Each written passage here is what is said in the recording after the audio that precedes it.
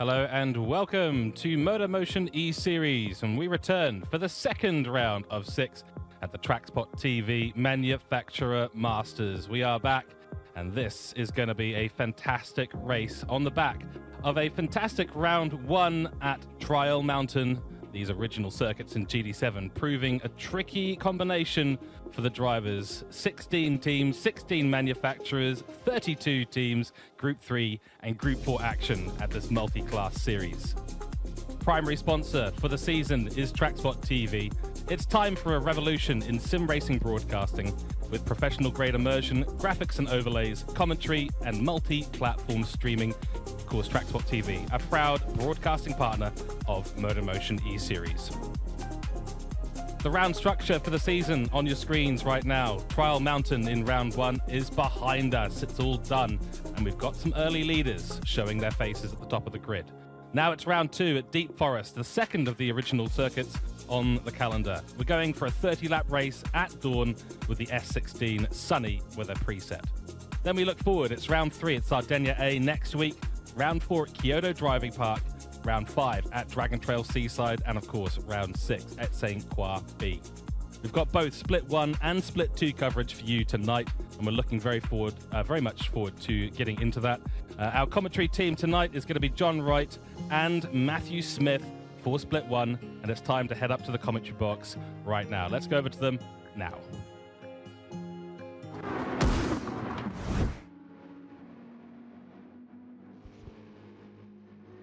Good evening, everyone. Thank you very much, George, for the intro. An absolute honour to be here once again for round number 2. And joining me in the box, as you can see on the screen, the man, the myth, the legend, it is Mr. Matt Smith joining me for a delve through the deep forest. Good evening, Matt.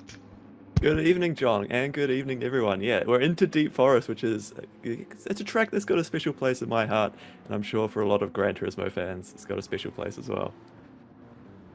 Indeed it does, yeah, an absolutely incredible little track to say the least. We've got 13 corners for the drivers to navigate, and after Trial Mountain was quite the trial last time out, as George mentioned, quite a few of the pit calls led to position falls. That could be the case again this evening here around the Deep Forest, as George again mentioned. 30-lap race, there is no mandatory pit stop and all tyres are available to the drivers, but a pit stop will be needed to make it to the end of the race. And Matt, this pit strategy, no mandatory requirements in the pit stop, complete carte blanche, but the drivers will need to make a stop. We saw some drivers go for the 1 stop, quite a few go for the 2 stop last time out, and with this course in particular, I'm expecting to see a big variety in those pit stops again. Yeah, well, if you were following along last week, that was definitely a big storyline in the races at Trial Mountain, wasn't it? Here at Deep Forest, it's a little bit of a shorter lap, so it will affect the strategy differently. So, these drivers will have to adapt that, and we'll see how it does play out. But of course, we start on that 50 litres of fuel. So that's what's effectively going to force them to do at least 1 stop. But when they choose to do that and what tyres they're on, there's a lot of possibility, a lot of different options. Indeed, yeah, it's very much a team game. The teams have all picked their manufacturers. It was Ferrari that took the top spot in qualifying last week. And oh, look at that, Mr. Race Director. It is Ferrari that have taken the top spot again. Not a McLaren in sight, I do believe. Madernetti, though, finding his way up into second place ahead of Nick Pfaff, making it back-to-back thirds. In the GT4s, it is MotorMotion. They brought home the race win last time out. They're going to start this one on the front row. Blake Williamson in second, and Glenn Mead for One Bite Racing did particularly well. Oh no, sorry, it was One Bite that won last week for the GT4s. MotorMotion got second, and that is again a good mix, a good format that they've got, Matt, with the individual manufacturer for each team. But it's a good time to be a Ferrari fan and a Gope Mahindra hit fan. We're 2 races in, and that's 2 pole positions and 1 race win so far. Race 2 win, looking pretty good straight off the bat. Absolutely right, showing dominant form, but crucially this week, it's a lot closer in qualifying. Matt Donetti back at the pointy end, we expect him to be up there, and only 1/10 behind Govey, so that could be close. Looking at the GT4s though, the qualifying times, there is a big gap between first and second, so I wonder if, there's a strong car advantage here or if something happened in qualifying, because that's incredible. Yeah, that is a big gap. You usually see the entire grid spread out by a gap like that, but not this week. Yeah, it's what is that? Almost 6 seconds. In fact, just over 6 seconds between the top two. That is quite the difference in pace. We will be going to the track for the round number 2 of the MotorMotion E-Series, sponsored by TrackSpotTV. We're going to see, as George mentioned, 30 laps, one not so mandatory stop, more fuel and 4 stop, and we will be coming back for for Division 2 as well directly after, so make sure you tuned in. But we are now off to the race.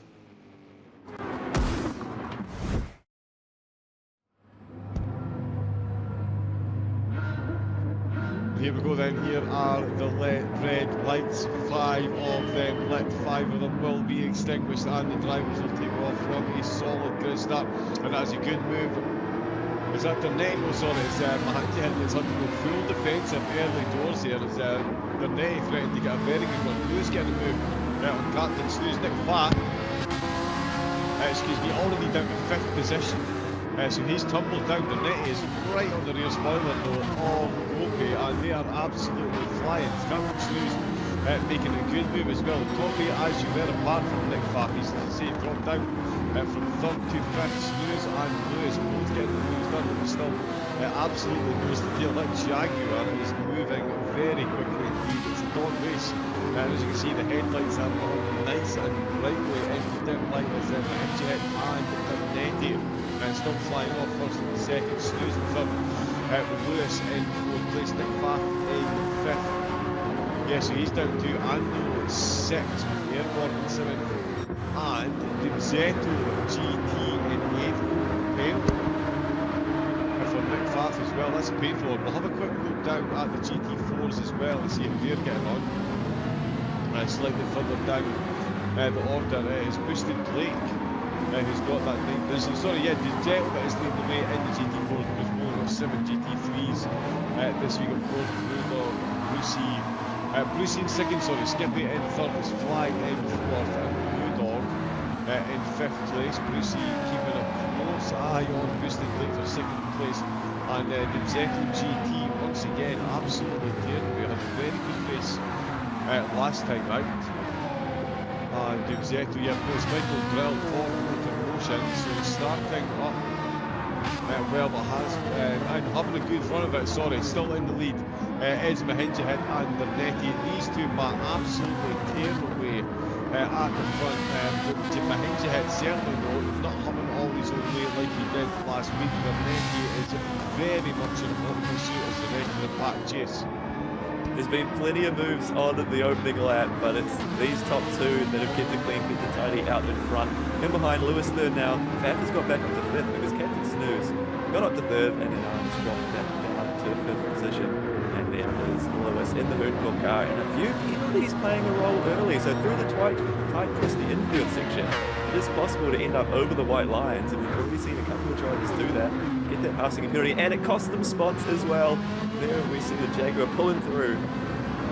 Now right in the thick of the battle, these cars are so close here on lap number 2.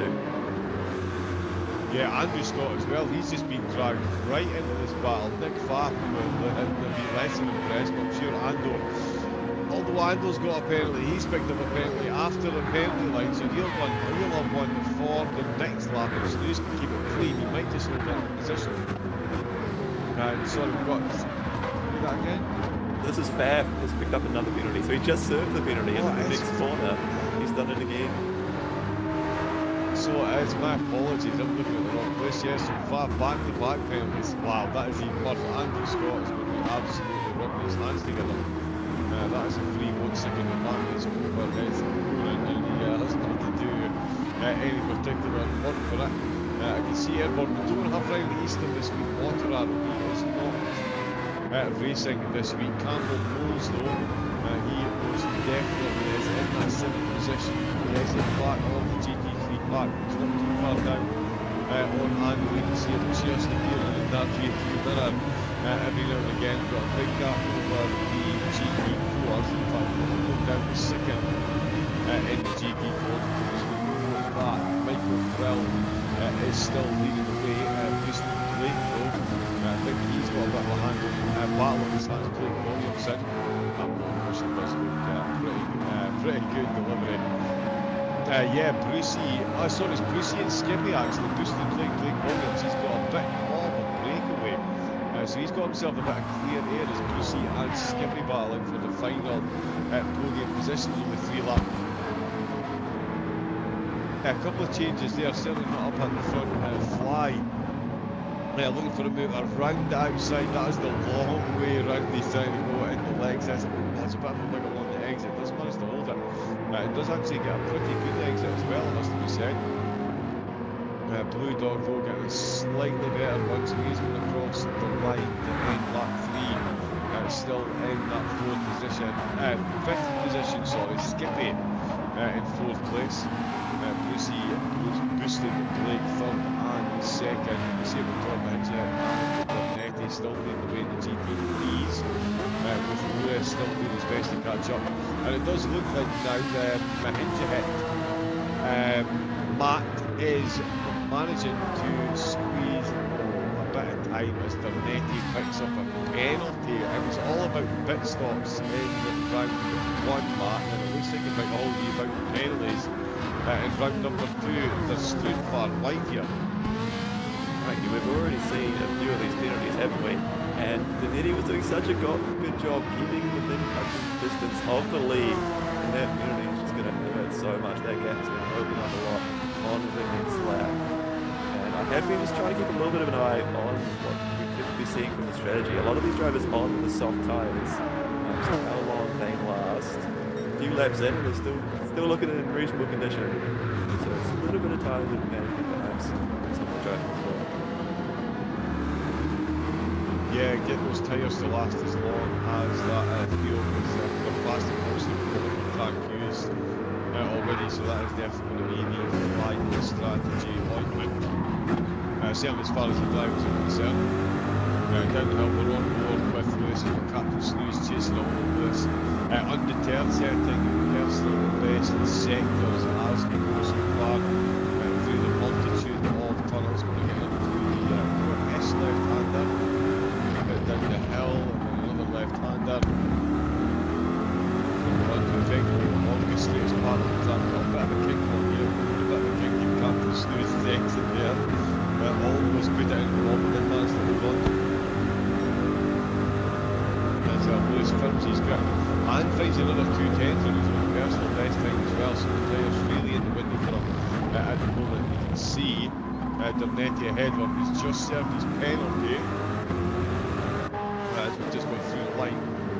So Gr.3 will have lost more time to Cooke in the Ferrari up at the front, and he's lost time to Snooze and Lewis behind him. Faf also getting rid of his penalties finally.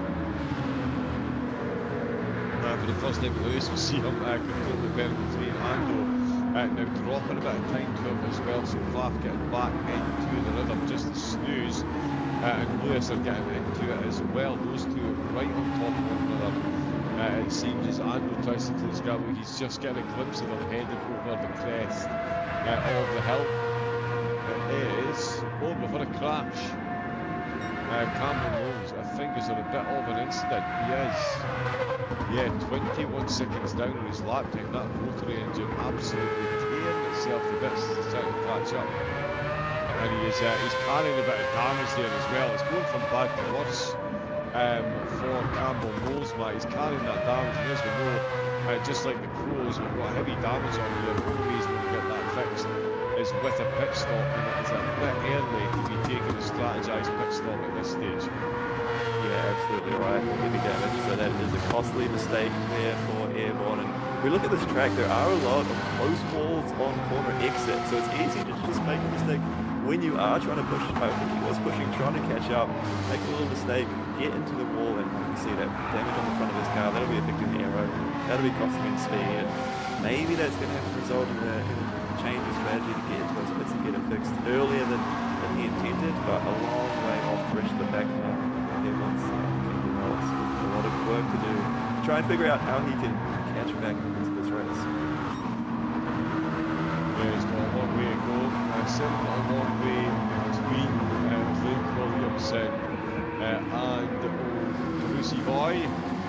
Two of them absolutely close the tail end into the final corner complex. Brucey, you can see right on that rear spoiler, and Michael Grill doing an absolutely phenomenal job compared to the rest of the field. You can see him disappear through the last corner there. In fact, Brucey, what an exit he's got at the top of the 10 through 11 and 12. He really did look like the other one down.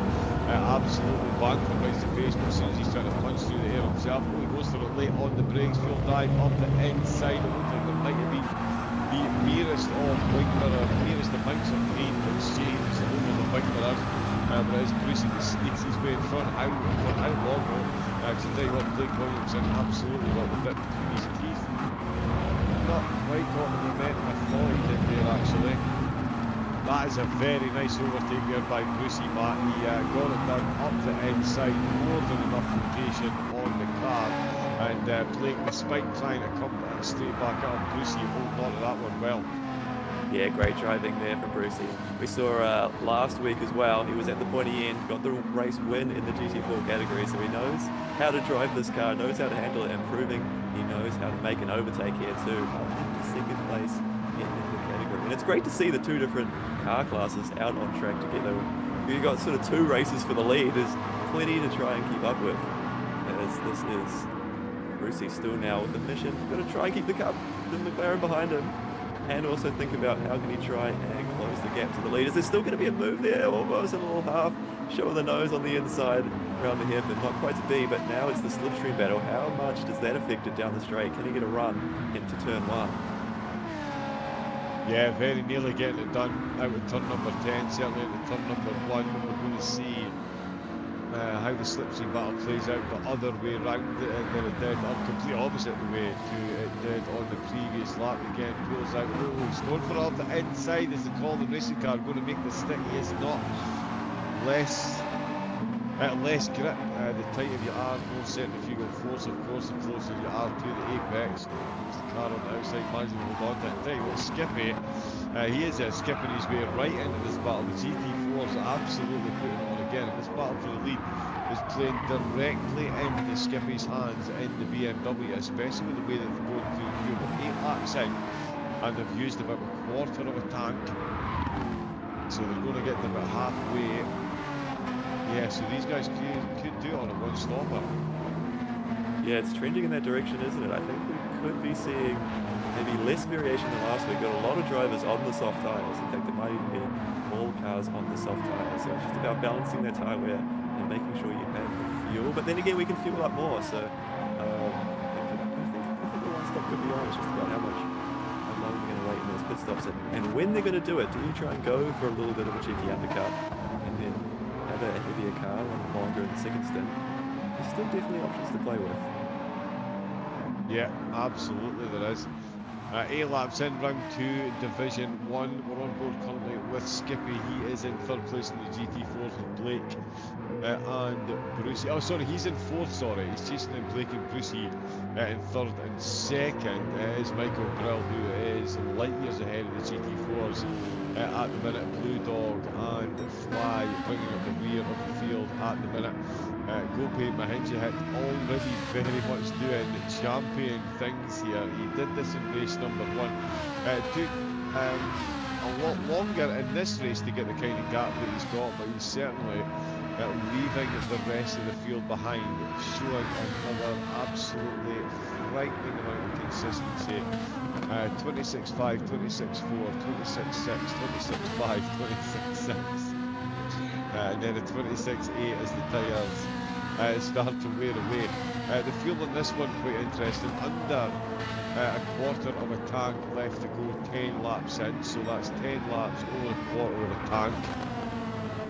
No, so they actually, yes, so they might even make it to about 18, 19, so another one-stop strategy on the soft. Wow, that Ferrari is going to be absolutely dialed in for the race, and he's already catching up to the GT4s. We do seem to have the tower covered. Here we go with, Bernetti still in second place. He is very consistent as well, just unfortunately he's consistently in the low 27s, and that just is not quick enough to keep up with that Ferrari ahead of him. Although he is quick enough, more than quick enough to keep a nice big gap back to Lewis in front. As you can see, Lewis just exiting the tunnel. He's got nowhere near the type of gap that the two ahead have got. He's got McFarlane, Captain Snooze still absolutely hunting him down for that provisional final podium position before the end of the race. And Captain Snooze, that's another driver, Matt, picking up a penalty. Such a balancing act, trying to extract as much time as you can, trying to keep yourself close enough to engage in the battles, but trying to mediate those track limits as well. And we're seeing the drivers, they're having a bit of a tough time managing that little equation at the minute.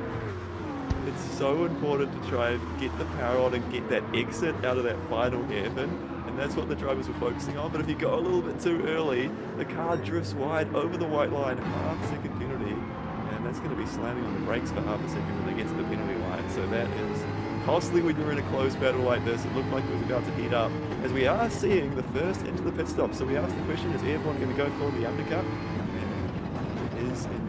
16 litres of fuel left in that car, so he was actually getting reasonably low on fuel as well. First of the pit stops. Is anyone else going to react to that? Yeah, well, they've got GT3 coming in with 11 laps gone. That's going to be interesting to see how much fuel's in there. But yeah, Campbell Knowles with damage.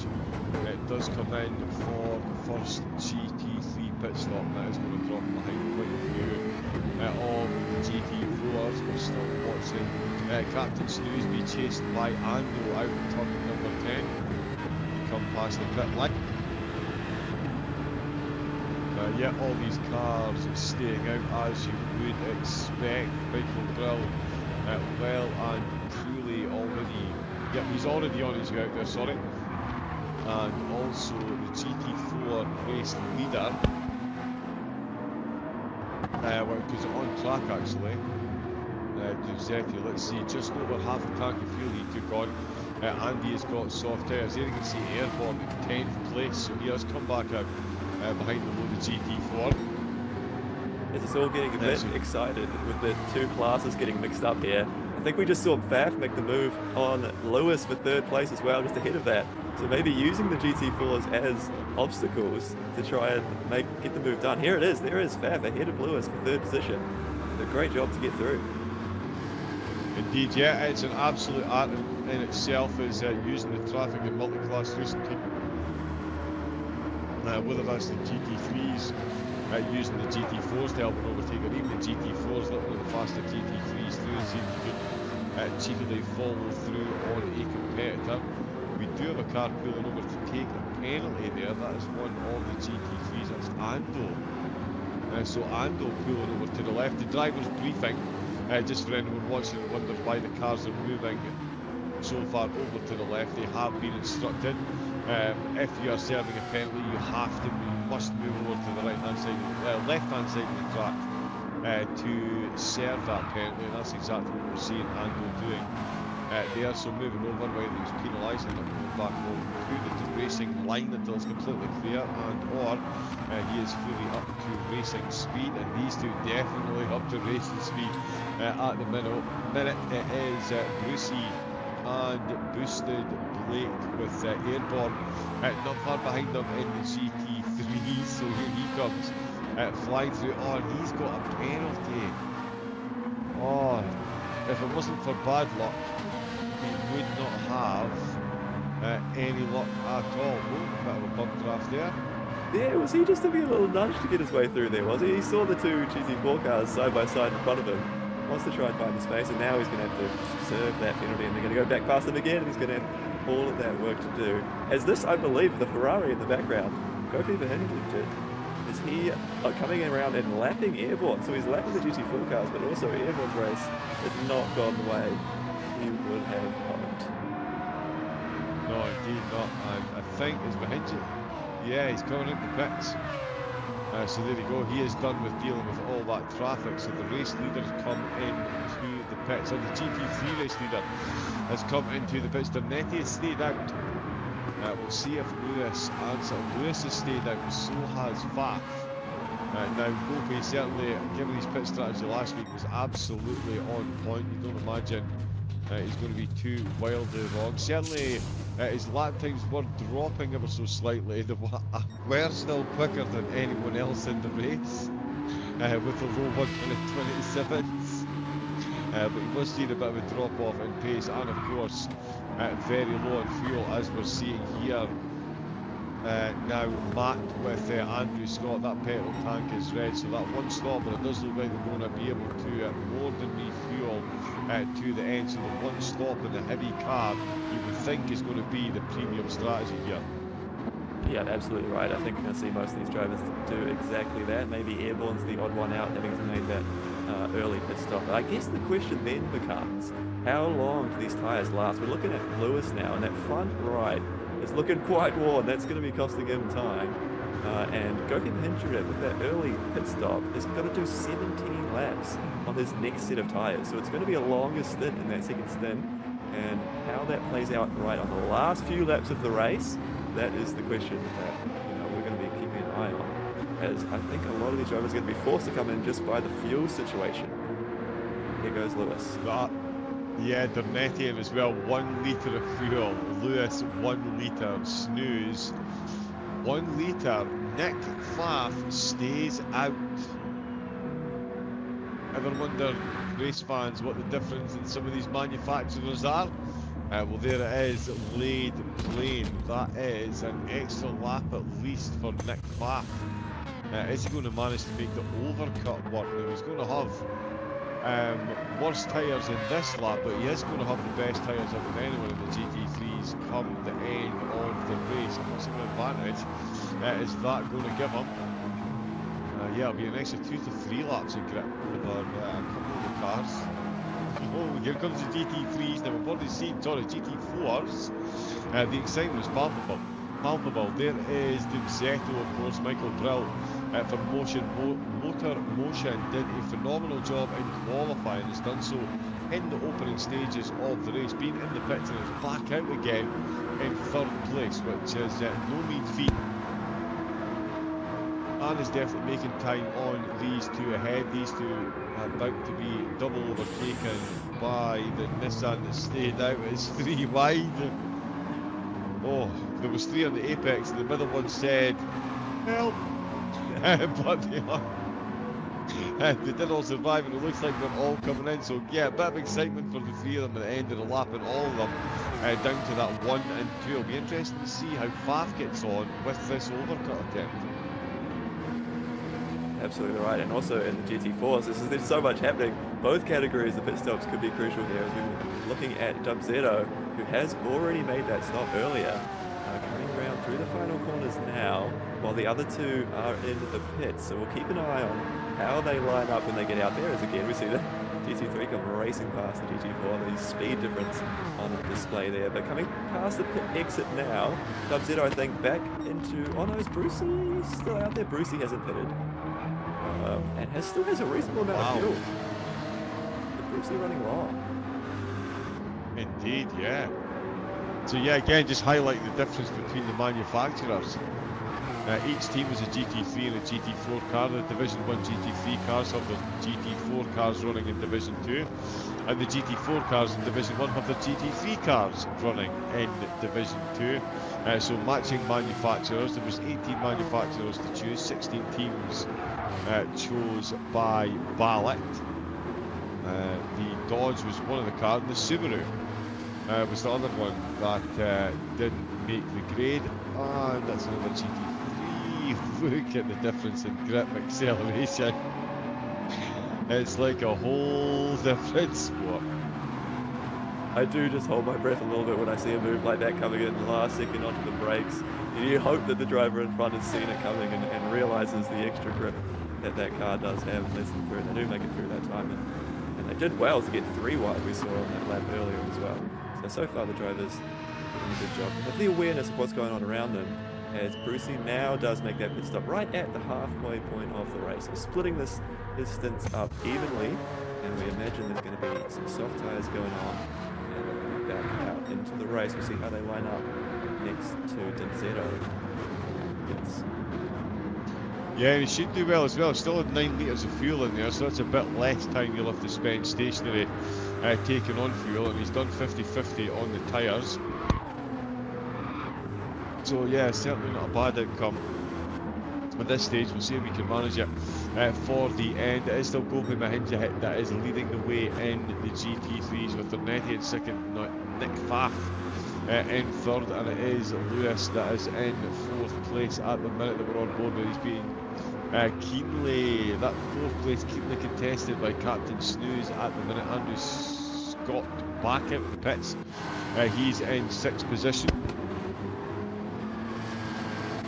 Excuse me, and Airborne Blake no, sorry, not Blake Williamson. Airborne's Campbell Knowles in 7th place after an early stop for damage. Leading the way in the GT4s is Michael Brill, and brilliant would be one word to describe the drive that he's had so far. Took pole position. He's taken the race by the absolute scruff of the neck. Another one with championship winning consistency over his lap times. And since coming back out with the pits, he's come back out, of course, in lead. Although boosted Blake is a bit closer, it has to be said. And I'm keeping an eye on Brucey as well. We just saw Brucey was the last to make the pit stops. He's come out in 2nd place here on the GT3s. And look, he's got line of sight to the lead. But if he can use that fresh tyres to his advantage, could try and draw back in and make a real run at the race win. Indeed he might, yeah. And we're hearing from race control as well that Denzetto might go for a 2-stop.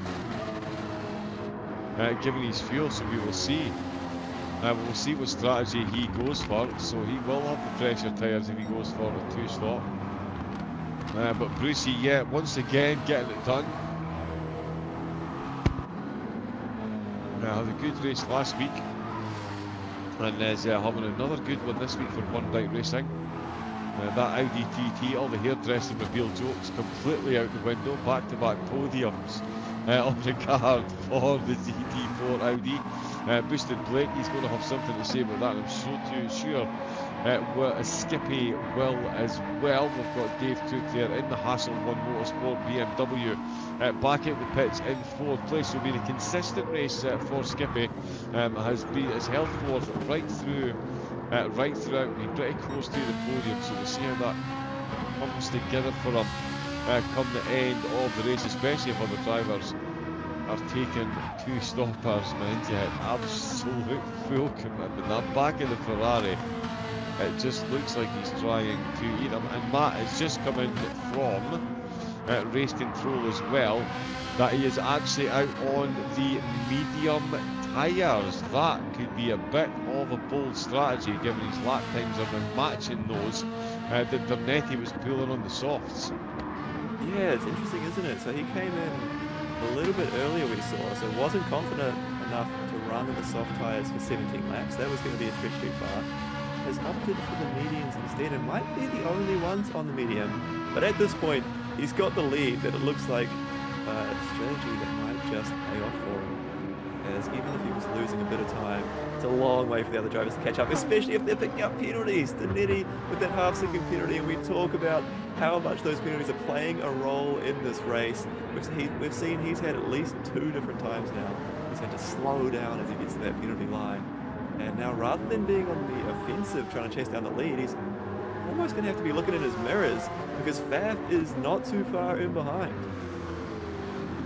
Indeed not, no, he really isn't. And Pfaff's had a couple of penalties as well. So he will be cursing his luck with the penalties early doors. If it wasn't for them, he would be in second place at the minute, although if Dernetti hadn't had his penalties, he'd be miles in the lead. So it swings and roundabout ifs and buts, but certainly at the moment it is Faf chasing Dernetti, Lewis and Snooze dropping a bit of pace to the two ahead, but certainly not to one another. So fourth place definitely still in contention, and Andrew Scott still holding 7th ahead of Campbell Knowles. But as we've seen, we've got Gopi Mahimja hit on the medium tyres, so he is going to lose a bit of pace in the closing stages, but he is still lapping the same time as, say, for instance, Lewis. Lewis has just set a personal best of 27.2, and that's on the softs. You've got Gopi and the Ferrari on the mediums, pretty consistently the 27.2s at the minute, so he really is flying. It looks like he's managed this one again, absolutely on point. It's surely going to be 2 for 2 with 10 laps to go for Team Ferrari. Hopefully George is paying extra special attention. The Jaguar is still hunting down Lewis out of turn at number 10. He's going to be slipstreaming his way all the way into turn 1 and looking for that big old move that he needs to wrestle this away from Lewis. But Lewis absolutely not pursuing the slipstream. And the Jaguar, bit of a decent all-rounder, Matt, but not really known for that kick-ass top-end speed that you would be looking for against the kick-ass Corvette ahead, and it is the vet of Lewis that is managing to stay ahead at the important points of the track, and Snooze is really going to have to work here to find an overtake on the American muscle car in front of him. Yeah, this track in particular is one where you do want a car that's got the top end speed. You've got those 2 long straights leading into the best overtaking points, so the car difference playing a big role, not only in terms of the fuel consumption that we've seen already, maybe the tyre wear, but yeah, where you're able to get your speed, proving a difference is, you can see Captain Snooze closing in through the corners, but then as we get out onto the straights, this is the first of the 2 big long straights, it seems that Lewis just has a little edge, he's able to get a nice exit, and the overtaking opportunity is not really there. Look at the gap just open up now as they get into this big braking point. Yeah, it's absolutely insane, that initial takeoff, and gets so close in the braking zone, and there might have been a bit of contact there. If there wasn't, there was barely a pixel between them, that is for sure. So dust being kicked up by Lewis, bit of a smoke screen. He's going to need more than that if he's going to shake off the attentions of Captain Snooze. They're actually coming up onto a GT4 car very quickly. Going past, that is Fly bringing up the back of the GT4s. Very good, very strict blue flag rules. The GT4 cars do not have to get off the racing line if they can safely move over. Absolutely great, but they are in no way, shape or form to yield in any way. The faster cars do have to make the clean overtake. And Dubzetto, Race Control called it, Matt. Dubzetto back in the pit, so going for 2 stops with 3 10-lap stints. A bit of an interesting one, and I think this might be another one like last week. A bit of a dodgy pit call, could see some position falls. Absolutely right. You need to get the strategy right in these races in order to finish up the front. And Brucey now in the box seat, out in the lead again to try and go back-to-back round 1 and 2. And that Audi is looking stable, isn't it? He's got that car well controlled underneath it. Looking tidy. His tyres not quite that worn. We did see Dubzetto's tyres were well used. It would have been a struggle to get them to the end, so I could understand what he's thinking, get off those tyres, but does he have enough time? Only 10 laps left to try and recover that time. They're going to lose about 17 seconds into the pit stop. And that has given himself a lot of work to do in the later stages of this race. Yeah, and he's just come back out, so he's come back out on the soft. Taking on the absolute minimum. Oh, he's picked up a penalty. Just as he was interacting with Campbell Knowles in the Mazda. Oh, I mean, that... Oh, he's just run wide there just to rub it in. He's got a full second now.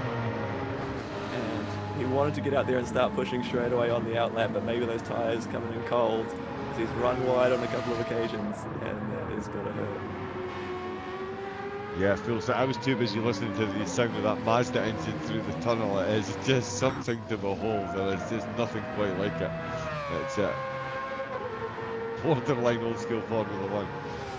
What a sound that thing makes.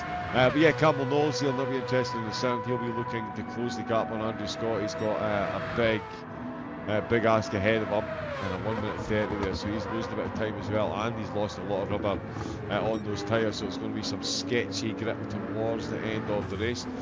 Back up with the battle for fourth position, it is Lewis and Captain Snooze still, only half a second separating these two still, 23 laps into round number 2. It's closer this time around. Oh yes, Matt, good call. He's gone for the inside, the Jaguar. Matt saw that one coming. I completely missed it. Much closer this time round, and so much so.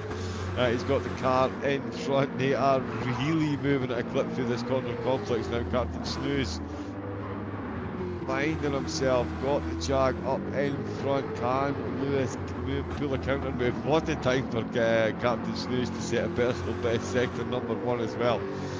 That's how to lay down a marker. The light getting much improved as well, actually. Not much need for the headlights. It was definitely dark when they started. It's not so much now. And Captain Snooze can clearly see Nick Fath ahead of him and Lewis behind. But yeah, Matt, that was a very nice move there. You saw that one coming at the last corner. Snooze all about those corner exits, and Snooze positioning the car perfectly as soon as he got himself out of that slipstream.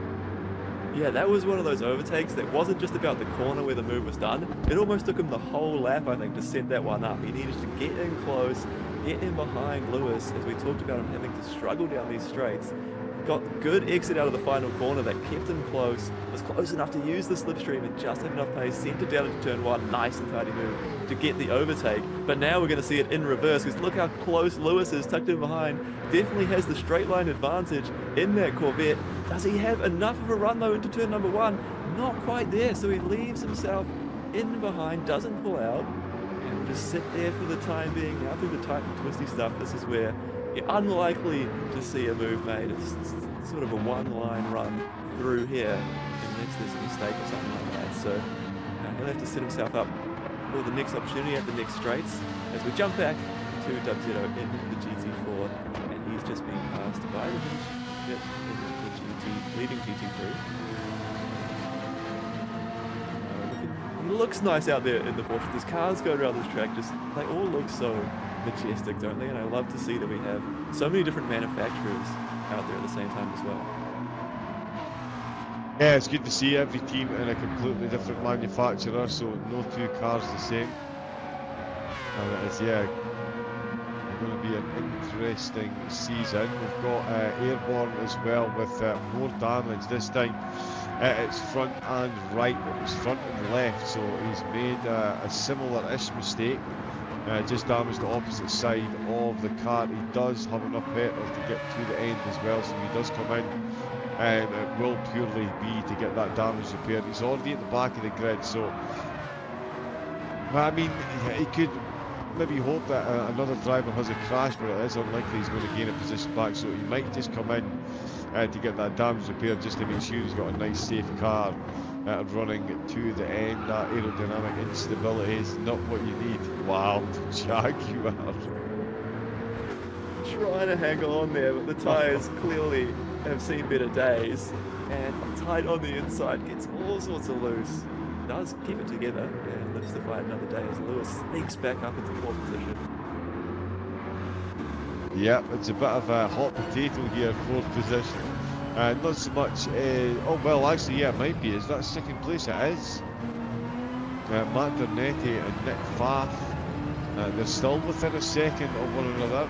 Gopi Mahinja, we wondered if the medium tyre was the right strategy. It was. End of story. Case closed. Lap 26, he is still making time on these drivers, although Nick Pfaff has actually managed a couple of 26s and a couple of 27 zeros as well. So putting in some very consistent laps and quick lap. Closing up on that Gr.3. Looking for a big turnaround after that strategy call from hell last week that saw him drop outside the top 5. He is on a comeback drive here, but certainly looking good for giving him a challenge at the start. But that did quickly fall off, and a couple of penalties later. We see Gr.3 a fair clip down the road. Is in the 27s, but again, that is what Cooke is doing on the medium tyres, and he has got literally nowhere on those things, Matt. I mean, we're only 2 rounds in, but to say that Cooke is champion-elect is a massive understatement. Back-to-back pole positions, back-to-back master classes, 3 races, 3 laps to go. Tyres are absolutely perfect, and he's going to cross the line with 1 litre of fuel again. Absolutely nailed on perfection once again. It has been incredible to witness what we're seeing. To Cooke to come into this championship against these drivers. Don't forget, of course, that Matt Donetti, we were telling similar stories about Matt Donetti in the Carrera Cup. He was winning everything. He was untouchable. And then we come to the Manufacturers Masters, and, you know, he almost looks like a second-rate driver compared to Cooke because he's just so far up the road. He's dominated the first 2 rounds and really put everyone else in the championship on notice. Can anyone keep up through the rest of the season? And can Cooke continue this run of just flawless driving, not making a single mistake, not slipping up? And like you say, not only in the driving but in the strategy as well. It's all coming together so far. There was just a couple of laps left to go. He's sort of out on his own, but there are still fights to be resolved through the rest of the pack. We're keeping an eye here on Lewis versus Captain Snooze now in the Jaguar, in behind. Indicator still going. He's thinking about making a move. Where can he line it up? And can he stay close enough through that final straight into that final corner to get the run into turn 1? That seems to be the spot, favourite spot of these two so far in this race. And look through the corners, that Jaguar has the grip. It's just the straight line speed. It goes the other way. The Corvette pulls away. Indeed, yeah. Absolute cat and mouse, the different strengths and weaknesses of the cars absolutely laid bare here. But it is going to take some kind of, you would think it's going to be another mistake from one of the drivers to see those positions change, or indeed that gap extend out. We've only got a couple of laps left to go in the GT4s. It is Brucey that is still leading the way. The strategy call hasn't quite worked out for MotorMotion's Michael Brill. Still down in 4th position behind Skippy, and a fair bit behind Skippy as well. Now Captain Snooze just jumping back up here as he goes past Skippy. Oh, look at that. And that's how you use the traffic as well. You can use it to overtake. You can also use it to cut the supply of slipstream to your competitors, because if you hadn't done that, this would be an entirely different battle. As you can see, the Jaguar almost got the perfect cutback line on the way out. But you love to see it, Matt. And again, that is, I know there was a sharp intake of breath in race control and in the commentary box, but that is another bona fide strategy, if you will, in multi-class racing. Cut off the slipstream supply to the driver behind you by jumping in front of the slower class as quickly as possible, and that was the difference between Lewis exiting turn number 1 in 4th and 5th there potentially. It's a whole new element of racecraft, isn't it, that comes into the game in this multi-class racing. And this battle, you know, all the small factors are going to make a difference in this battle, because there is nothing between Lewis and Captain Snooze at the moment. Lewis ahead. We see the Jaguar in the slipstream trying to make the most of it. We'll get close up again into the final corner, try and get a good run out of here. Let's keep an eye through the final corner. Who gets tied here? Lewis goes a bit deep, so this could be a good run here for the Captain Snooze. Onto the straight, he's going to use the slipstream again. They might catch up to one of the GT4s ahead, so we might see a similar situation if they have the speed down the straight. But with 1 lap left to go, this is going to come down to the final lap. Oh, is there a bit of a bump? Oh, he's going to try and box him in. Oh, just enough space. And that could be the opportunity gone. Round the outside, deep on the brakes goes the Jaguar. Too deep. Oh, they're getting tangled up. The McLaren. Lewis will breathe a sigh of relief as he pulls away, and we're on to the final lap. And that could be the big chance gone. Wow, yeah, what a series of corners that was there. Just highlighting again the multi-class mastery that is required. And it is Lewis that came out on top that time. And as you said, though, it is the last lap. Oh, Nick Pfaff with the penalty. That's decided the second. Look how close he is to Matt Dernetti as well. There is not much between them at all. That 1 second is going to save Dernetti any possible headaches out of turn number 10. No headaches at all for Mahinja, apart from maybe who is going to challenge him towards the end of the season. We are 2 rounds in, 2 absolutely flawless rounds. He's taken pole position, he's taken the fastest lap, and he's taken the race win at both of the mountains, Trial Mountain and Deep Forest. And he crosses the line. Forza Ferrari once again, that mighty prancing horse galloping to the top spot of the podium, closely followed by the Honda. You want a car that can go quick in a straight line? Representing the Honda crosses to take the second spot on the podium for Dernetti. Nick Pfaff in third, but Lewis in fourth. I've got a few of the cars. Brucey confirmed took the top spot in the GT4s. No need to ask who's driver of the day in the GT4s. There he is on screen right now in the Audi, done, dusted. We'll hear nothing more of it at all. Boosted Blake is in second place. With Skippy in third, but we will go and get a look at the race results as the drivers are crossing the line. And there we can see in the GT3s, Mahinja, Dernetti and Pfaff on the podium. Atkinson in fourth, with Wakefield in fifth, Andrew Scott in sixth, Campbell Knowles in seventh position, and Riley Nicholson, of course, not racing this evening. Driver of the day for Group 3. And yeah, driver of the day for Group 3. It's not often... You know what, I'm going to give this one to... It would be very easy for me to give it to the Ferrari driver, but I think I'm going to give it to Nick Pfaff. For winning... No, sorry, I'm going to give it to Atkinson for winning the battle with Wakefield. What's your thoughts on GT3 driver of the day, Matt? Yeah, I was actually leaning towards Nick Pfaff there as well, because he drove a great race to finish in third. He was actually down in fifth position after the first couple of laps, but the reason he was down in fifth position was his own fault, because he picked up the penalties. So if he wasn't picking up so many penalties, I think it would have gone his way. Lewis Atkinson, on the other hand, you know, battled it out, defended so well. So I think I'd agree with you that he's a deserving winner there. Yeah, I would say so. So yeah, that's the commentary box in full harmony there. Much like Glenn Mead was once again, the one bite racing. He only needs one bite at the top spot and he will keep his teeth firmly clamped in there. Takes the top spot and the race win. Back-to-back wins, Colin Racing in second place. MotorMotion down in fourth behind Dave Cooke in the BMW. Graham Splint got fifth with Bryce Kentwell in sixth place. Mark Scarborough and Dylan Scarborough not racing this evening, as we saw. And I think I've already said it, it's got to surely be Glenn Mead in the GT4s. Got himself into the lead, stayed there, got the strategy absolutely spot on, unlike the MotorMotion racing car, and brings home another win, another championship leading marker laid down by another one of the split drivers. And for me, Glenn Mead, an absolute banker for driver of the day. Matt, what about you? Absolutely right. He started in third position.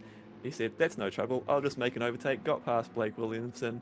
We did see Michael Brill have a good race, but went for that two-stop strategy. So I think kind of came unstuck with that. It didn't work out.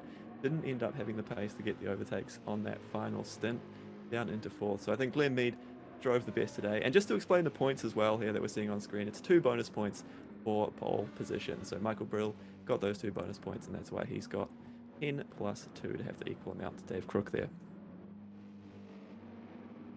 Yes, indeed, and that is the points that we'll take in to round number 3. Well, that was split number 1. Stay tuned, though, Season 1, round number 2, Division 2 will be coming up very shortly. It will be Mr. George Cooke and Mr. Isaac Forgarty that will be taking you through that one, as Matt and I bow out our stint in the commentary box. But what a race it's been, an absolute pleasure once again to bring you the broadcast on behalf of TrackSpotTV. There is going to be a very quick 5-minute break, but until next time, do hang about, enjoy the rest of the broadcast. Make sure you get on to www.MotorMotionE-Series.wordpress, and I've lost the title of it, but yeah, George will bring you the title of the website. It is quite a tricky one. I did think I had it popped out. Correct. And then just .com. Yes, .com. So there we go, .com on the end. Apologies, but yes, do enjoy George Cooke and Isaac Smith. But until then, it is a good night from Mr. Matt Smith. Say good night, Matt. And thanks for having me, John, and we'll see you next week. I'm going to sit back and watch race number 2 now. yes, indeed, me too. And yes, it is a good night from me. Good night, everyone.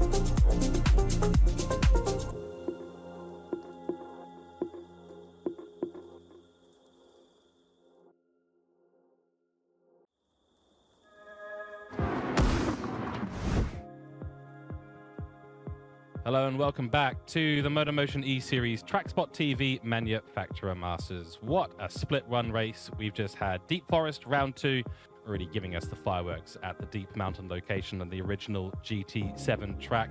And we are now back for our Split 2 coverage. We're super excited to bring you this because Split 2 has always secretly been a bit of a favorite of ours. Of course, our sponsor, TrackSpotTV, a proud broadcasting partner of MotorMotion E-Series. This is where we line up in terms of the calendar. Round 1 now done. Round 2 Split 1 is now done. And now we move on to Split 2 for Round 2. And we'll see if Mark Hasseldean continues his run of good form for Hasselone Motorsport at the top of the Group 3 grid in Split 2. The commentary team, we'll introduce them in a moment's time. It's myself, George Cooke, and Isaac Forgarty, his debut here at the Manufacturer Masters. Let's go over there now and get things started.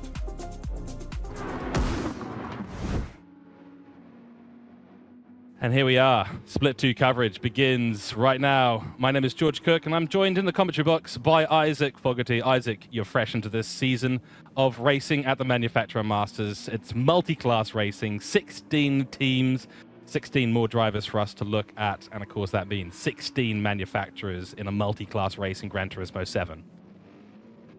Yeah, good morning, George. Good morning, everybody. Thank you for having me.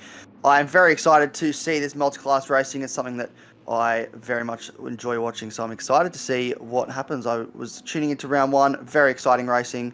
Split 2, it's going to be one to watch for sure. Certainly is, and with such a big range of manufacturers, we didn't actually get Matthew Smith to tell us his favorite manufacturer. We definitely missed a trick on that one. Mine's obviously McLaren, everyone knows that. John's is obviously Ferrari. He was berating with me with that throughout the entire of Split 1. Isaac, I'm going to have to throw you totally under the bus on this one, but you've got to pick a manufacturer. It's the Manufacturer Masters. Who's your favorite? Look, I've given this a lot of thought. I made sure that I was prepared when we came in for this question, and I think I'm going to have to go with Mazda. I'm a Mazda owner in real life, and it's my daily drive car, and I've just, every time I've come through Gran Turismo, I've done series, I've done, my own league and esports series. I've raced the Mazda GR3 car. So I have to go with Mazda. It has a special place in my heart, just like McLaren does for you. Absolutely excellent. Cool. We'll hold you to that, of course. And welcome in to everyone who's been watching in chat. Lovely to have you all here tuning in from around the world on the MotorMotion E-Series YouTube channel and the TrackSpotTV YouTube channel, simulcasted on Saturdays after the races on Tuesdays. Go and check out www.motormotioneseries.wordpress.com for all the upcoming races. Got the TCR Cup, got the GT3 Championship coming up later this year, and join in on the Facebook for MotorMotion E-Series as well. It's the home of Gran Turismo racing in Australia and Oceania. That means New Zealand, by the way. And also go and check out our sponsor's website as well, TrackSpot.TV, if you need broadcasting or if you'd like to join the ranks of commentators we have at TrackSpot.TV. Go to the website, TrackSpot.TV, and get yourself signed up. So, Isaac, let's talk a little bit about the round. Now, Deep Forest is a fantastic place to go racing. We've just seen some incredible racing at this 4.2-kilometer circuit, a big redesign since the Gran Turismo 1 to 6 days, where it was a very, very different layout. But all of us have history with this original circuit. Yeah, absolutely. This circuit holds a special place in the heart of Gran Turismo races. This circuit, as you mentioned, a bit of a redesign. The back straight became longer, was the key difference as we came into this new iteration on Gran Turismo 7. 18 corners for this circuit. As you mentioned, just over 4 kilometers in length, and it is one of my favorite tracks on this game. Very technical, very twisty section through Sector 1, and then it's all about top speed as you run down the back straight through Sector 2 and then into Sector 3, obviously, with the heavy braking zone to the hairpin. So I'm very excited to see how we fare today with the multiple different classes. So GT3s and GT4s, lap traffic going to play a factor here, and I'm very excited to see how that all plays out. Yeah, I have familiar memories, 200 laps at Deep Forest and the original Gran Turismo 3 A-Spec. Loved that game. Let's take a look at our qualifying results for Split 2. And then Mark Hasseldean has found his way back to the top of the spot in the grid for Hasselone Motorsport in the Group 3 class. And I tell you what, these times are as close as they were in Group 3 class as they were in Split 1. Richard Robinson for MotorMotion Racing finds himself in second place, followed by Craig Hardcourt for Rusty Nuts Racing, who has actually been showing a lot of pace in round 1. And now in round 2, he's showing that pace once again. That's your top 3 for the Group 3 category. Then it's Matt McCallum for CP Motorsports, another fast contender. But look at these times. They are so close within the Group 4 category. Xander Stewart won it last time in Group 4 Split 2 for Yugen Global. And he is only just off the top spot there. And then Scott Taylor for Gridline Racing rounds up in third place. He didn't have a great race at Trial Mountain. He's hoping for a better one. And he certainly put his car in a position to achieve that. Now, Isaac, some interesting results. We've seen the Split 1. The qualifying was very close for Group 3. It was very big, though, for Group 4. It was Michael Brill who qualified 6 seconds ahead of his nearest competitors. Unfortunately, with a 2-stop strategy, it cost him that race win, and Bruce the Shark managed to find himself in the top spot doing the 1-stop. We saw Gopi Mahinajit do a 2-stop at Trial Mountain. It looks like everyone's figured out that staying on the softs is going to be the right call throughout the season, or at least certainly on these original tracks. And we're going to probably see another attempt at the 1-stop this time out. Yeah, it's going to be a varying range of strategies that will diverge as this race goes on. As you mentioned, there was a 2-stop in race 1, and despite qualifying on pole by 6 seconds, it didn't work out for him in those Group 4s, and I think the 1-stop might have to be the way to go in the Group 4 series. But yeah, definitely a 1-stop. You can pull it off here if you're really good on tyres, but this game is notorious for eating through the tyre wear. So we're going to have to keep a very close eye on the tyre conditions of our front runners as they get further into this race. But I think we're going to see probably most guys do the 2-stop around here. All right, we shall see. Yeah, Division 2, of course, Split 2 drivers, not maybe as conservative on their tyres throughout the race. This will certainly make for an interesting bit of action out on track. I think it's time for us now to head out on track, so let's get out there and get Split 2 started. Here we go, the lights are on. It is Split 2, round 2. And Hasseldean will lead us away as 5 lights are on. And 5 lights are out, and we are away racing, and it's a decent run off the line there for Mark Hasseldean. Rusty already finds his way up into P2 ahead of Richard Robinson, who's had a shocker of a start. Madrick has had a great start, and there's action already. Rusty has been spun around early on. Big accident coming down into turn 1. Don't know who was involved in that other than Rusty, but Rusty has gone from 2nd to 7th on the grid as we see Mitchell Collin try and make a move into turns 2, 3, and 4. Tricky early section to get through, and it is very much single file through here. Chase is in that 911 car, the Toyota, just in behind in 5th place. Then it is Grimbat, the man that I thought was a Group 4 driver all the way through the Trial Mountain race. Turns out he's actually a Group 3 driver, and he's up in 6th place at the moment. Madrick with the best run off the line, that is for sure, on the Racing Soft tyres in the Ford Spectra Racing.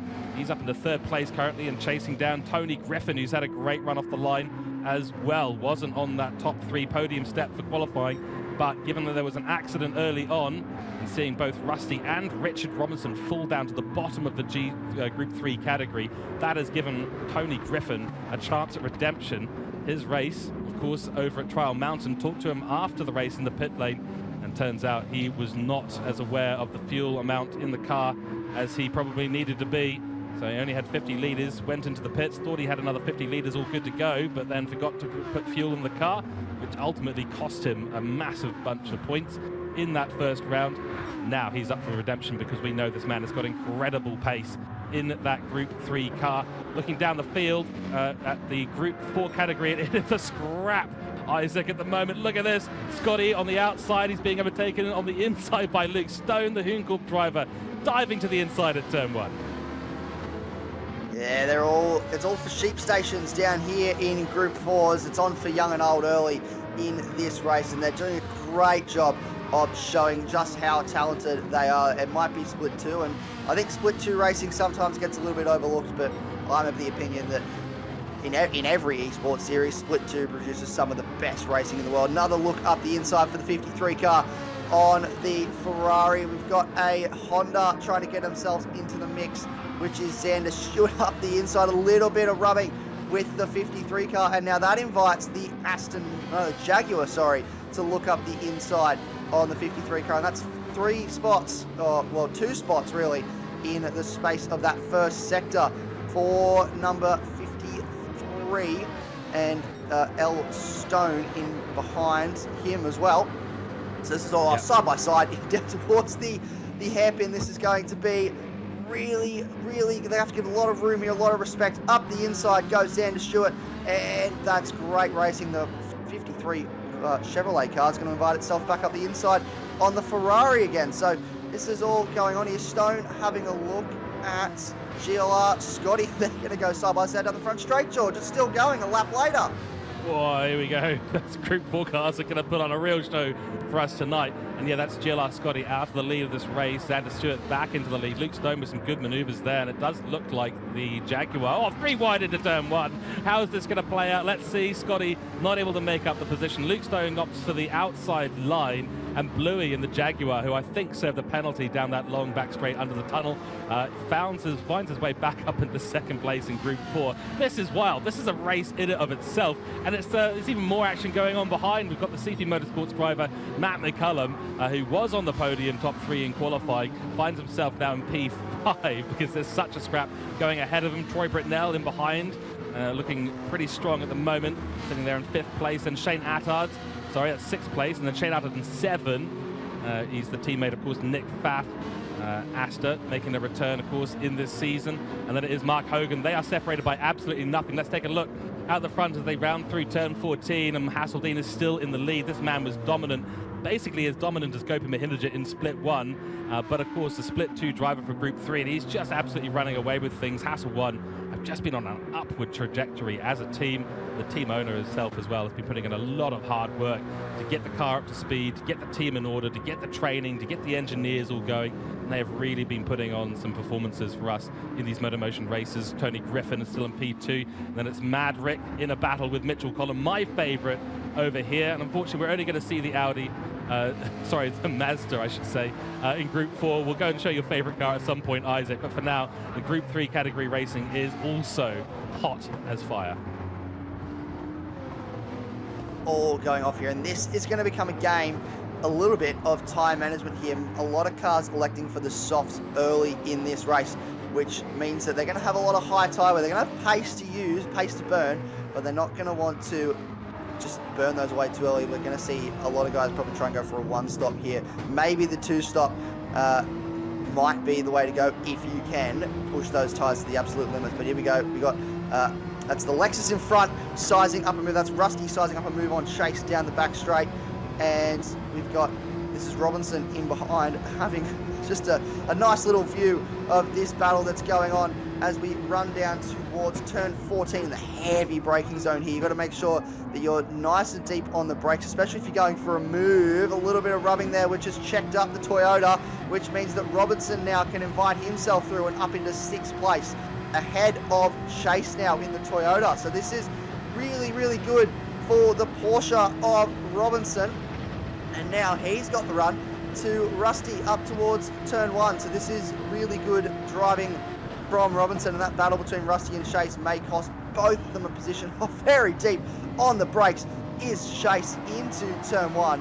And this is great stuff, but it's all going to become, these guys, it's all well and good to be battling now, pushing really hard. But at some point, you're going to have to start thinking about tyres, George. You certainly are, yeah. Tyre life will start to get a little bit scarce as we head towards the mid part of this race. We saw drivers in split 1.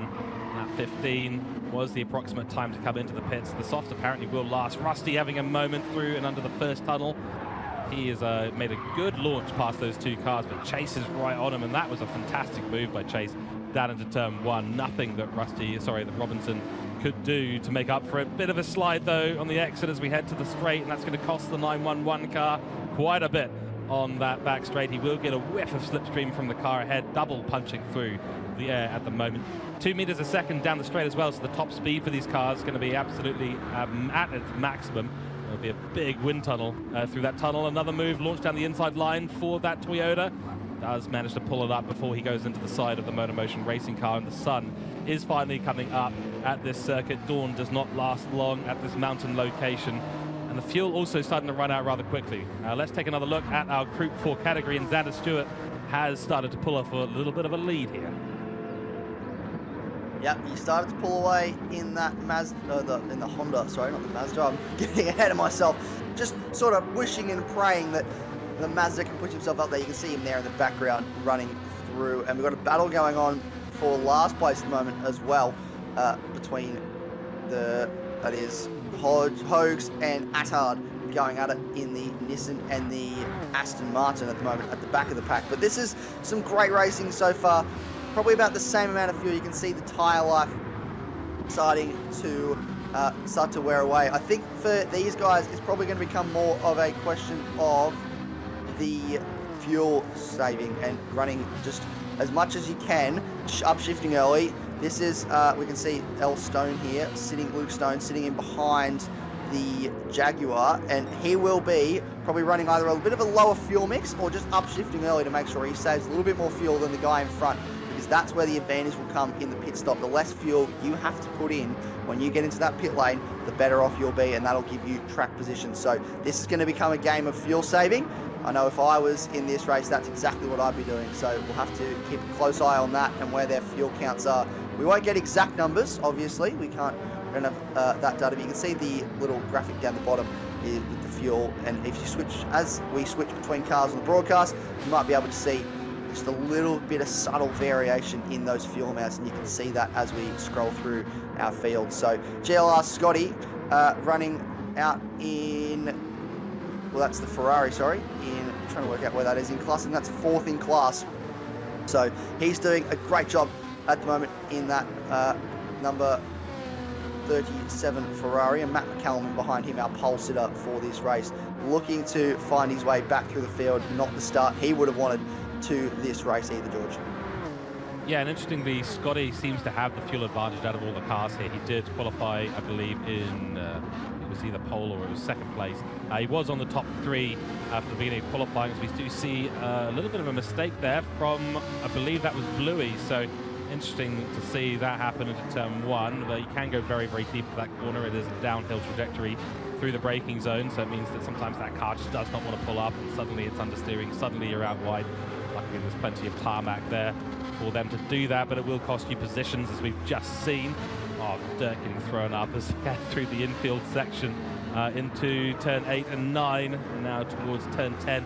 Really tricky part of the sector here, Isaac. As you get into this area here, the car just does not want to turn in. These corners are not all on camber.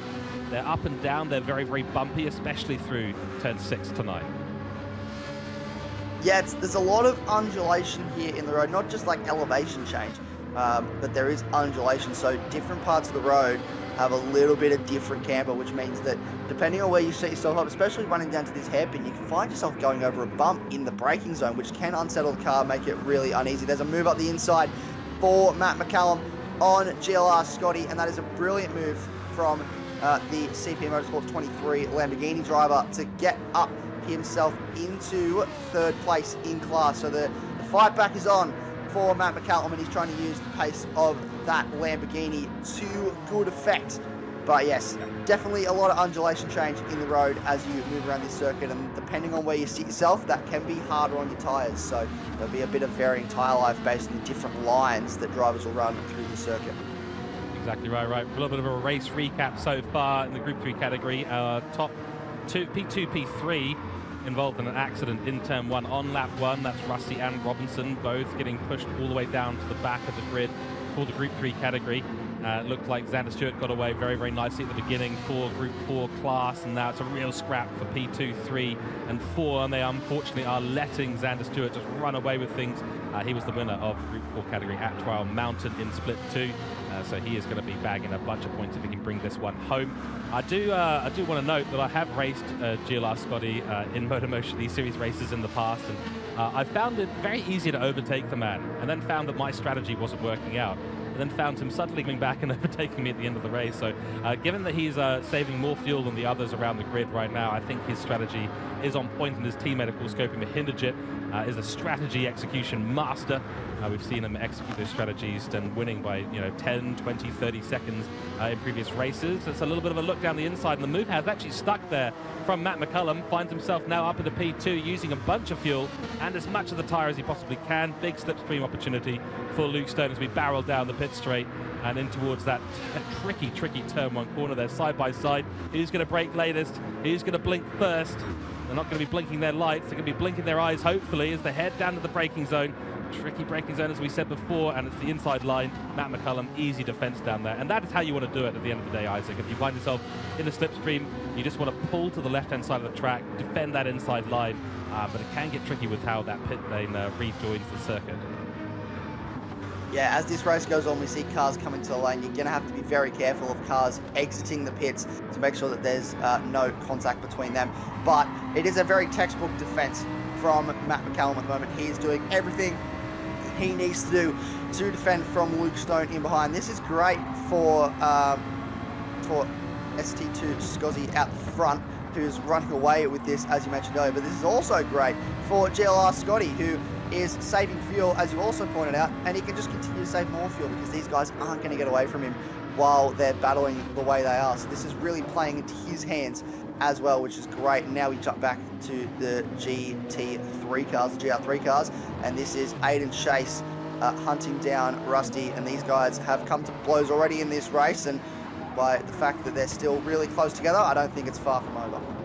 No, it certainly won't be, and of course we know that Rusty's got a lot of pace at this track in that Lexus, qualified in the top 3.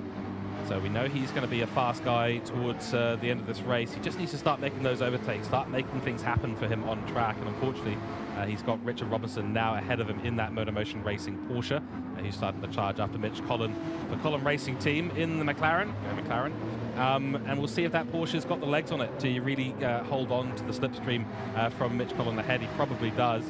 So we'll see. There's not a lot of gap between them at the moment, probably about a second and a half. See Aiden Chase just losing a little bit of time through turn 10 and onto the power. Such an important place in this circuit. If you can get the power down out of turn 10 and out of 14, you're generally going to be safe into the braking zones. You're generally going to be making overtakes. So that's what you really need to focus on in both of the classes throughout this race. We are 10 laps deep into this race. Mark Hasseldean still in the lead for Group 3, and we still have Xander Stewart in the lead for the Group 4 cars as it stands right now. A little bit of a gap starting to open up between the top 3. Madrick, who had a fantastic start in this race, using a lot of fuel in that Ford and a lot of tyres at the moment. And the question is whether or not that's going to come back to bite him at the end of the race.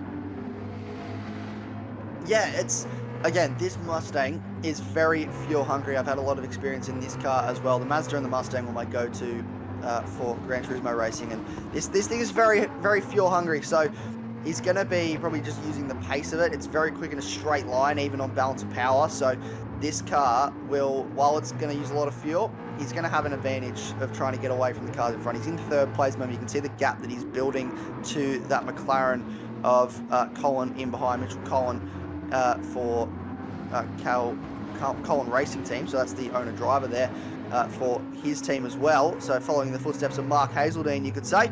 But yeah, he'll be doing a great job at the moment, just trying to push. You can see he's only probably got like 1 or 2 laps left of fuel in that car. So he'll have to come in very soon, which means that he's going to probably look to run a 2-stop strategy in this race.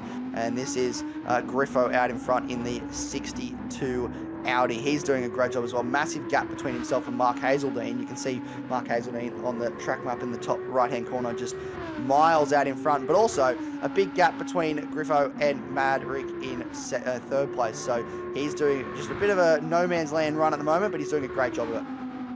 And we see our first pit stop of the race. It is Rusty in that Lexus. Might be carrying some damage. Let's just quickly chat. Yeah, he is actually carrying some damage. He was put 90 degrees into a wall. I'll save my Brook jokes for later on, but 90 degrees into the wall, unfortunately, on lap 1, turn 1. So that's damage on the car, so he needs to come to the pits. It is an early pit stop. He might have to go onto this 2-stop strategy to actually make up some time in this race. Needs to use the pace that he's got relative to the other drivers who will be saving fuel, saving tyres, and he won't have to if he goes for that 2-stop strategy. We saw that used to maximum effect with Gopi Mahindajit in split 1 for Trial Mountain. He actually went for a one-stop strategy in this race. In split one, did Gopi. Went for a soft to medium strategy with the one-stop. Had enough pace to be clear of the field, so there was really no issue for him trying a slightly safer strategy that time. But yeah, these guys who get damage early on in the race, they absolutely have to consider a two-stop strategy. Otherwise, they're just not going to have the pace. Aero damage through this circuit with the understeer, with a fully operational car, is already a massive problem. Then you add aero damage to that, and suddenly you won't find that these cars do turn. They just don't. If you don't have that aerodynamics. Not so much of a problem for the Group 4 cars. Xander Stewart with nearly a massive moment. He's actually, he's caught it just before he's got into the barrier. Xander Stewart take a bow for coming back from the jaws of defeat. And he grasped victory out of that one so far, but certainly only by the skin of his teeth. The skin of the remaining grip on that front right tyre, that is for sure. Xander having a little bit of a moment. Matt McCullum will want to capitalise on what he's just seen happen in front of him. That Lamborghini does look a lot more planted than the Honda. We know that the Honda, of course, Isaac, a tricky car to drive, whether it's Group 3 or Group 4. It's mid-engined, of course, but that rear end just does not stick. Yeah, no, it's a very difficult car to control, and you can see he was, I would say he's right on the limit. I think he was well over the limit there. That is a half-second slowdown penalty for GLR Scotty for track limits. He'll have to serve that next lap, so that will sting as well. He's sitting right in behind Luke Stone, so he was probably using this slipstream to save fuel and protect himself from Bluey in behind. That's Steve Smith in behind him, but yeah, I think he's just gonna have to suffer through, well, not suffer through, but he's going to get a half-second slowdown penalty, which is going to cost him, potentially leave him open to a move from Bluey in behind. So that's going to be very frustrating, I'm sure, for GLR Scotty. He was doing a great job. You can see just how much fuel he had over the rest of the field. So we'll keep an eye on that as that unfolds, because that'll probably drop him down, yeah, below 13th place behind him. Yep, that's right, and this is exactly what you don't want when you're on a strategy that is saving fuel and saving tyres, because the extra slowdown does really cost you when you're able to sort of unleash the car a little bit later on in the race after your first pit stop. And that is a mistake from Luke Stone, big mistake, an uncanny mistake, in fact, through the first tunnel. GLR Scotty's not actually able to take advantage of that, unfortunately for him, but Luke Stone will certainly be a little bit extra sweaty as a result of that mistake he's just made there. So easy. Through turns 4, 5, 6, you get things ever so slightly wrong. And of course through turn 10, if you've just gone through there, easy to get a penalty. That's where Scotty picked up that penalty on the previous lap. He's about to serve that penalty line for this track at Deep Forest is underneath the tunnel. He pulls out of the way. That's what the race director has instructed the cars to do. Pull to the left on the straight if you do get a penalty. And that, as you said before, Isaac, is a position loss there for Gridline Racing and the Ferrari. So go on through, does the Jaguar. Black Rose Racing. Bluey finds himself now up into the top 4 spots in the Group 4 category. Our leader has come into the pits. Mark Hasseldine has made that early pit stop.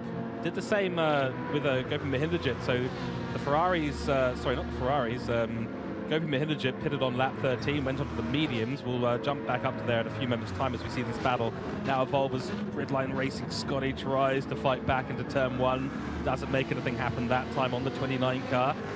But Hassel 1 Motorsport might be getting the same data as Gridline Racing and going for that pit stop a little bit early on. And I think we'll see Scott come in at some point soon. So there is Mark Hasseldine on his outlap, now down into P6 overall, but back onto the racing softs on lap 13. Can he go 17 laps on these tyres? Look, yes. I think it's going to be a very bold 17 laps on these tyres if he does manage to pull it off. You could see when he came into the lane, he had a bit of tyre life left. They weren't fully worn, so he has got more that he can get out of these tyres if he needs to, but I don't think the preference for any driver is to do a one stop on 2 sets of softs. So it's a very bold choice from Mark Hasseldine, but he did have a fair lead over the cars behind, so he has got a bit of time in hand just to be a bit conservative with the tyres. He'll try and push now. You can see he's only within 2/10 of his best lap, so he'll try and push now to make sure that he holds track position, but once he has that track position and everyone behind him has stopped, he probably can afford to be a little bit conservative, and he'll need to be with fuel as well to make sure that he makes it all the way to the end of this race. But it's a very bold strategy choice for Mark Hasseldine, not one that we've seen typically gone, it's not the typical conventional strategy we've seen most people go for if he does manage to pull off the one stop with 2 sets of softs, but obviously there's no tyre requirements here for this race, so there's no required tyre compounds, which means that he can go 2 sets of softs if he can pull it off. Whereas, typically some series they'll find you have to do a soft to a medium or a soft to a hard, so it's a very bold strategy, but I think he can pull it off. We've got more cars in the pits now as well, George.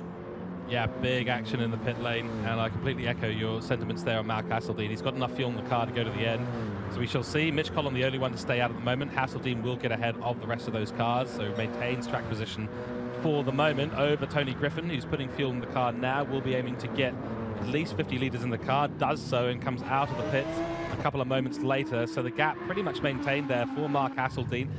There's Madrick in the pits. He'll come out in a few moments' time. Puts a little bit of extra fuel in there for that Ford. Robinson out of the pits for MotorMotion has actually leapfrogged his way in front of the Ford. So don't know what happened there with Maverick's pit stop.